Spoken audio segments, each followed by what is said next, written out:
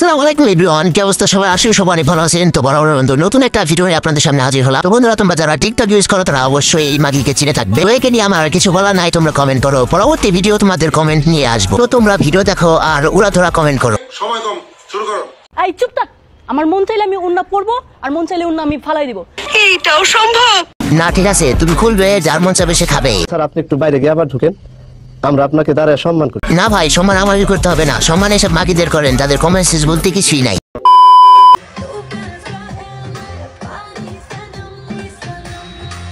বাচ্চারে কি সঠিক সময় টিকা দিছিলা?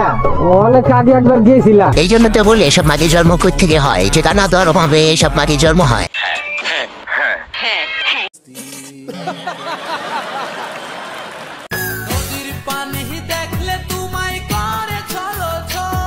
সমস্যা নাই, গানটার সাথে আরো দুইটা জিনিস মিল আছে। বিশ্বাস করেন ভাই, এসব মাগিদের জন্য এখন রমনা পার্ক এখন ধ্বংস হয়ে গেছে।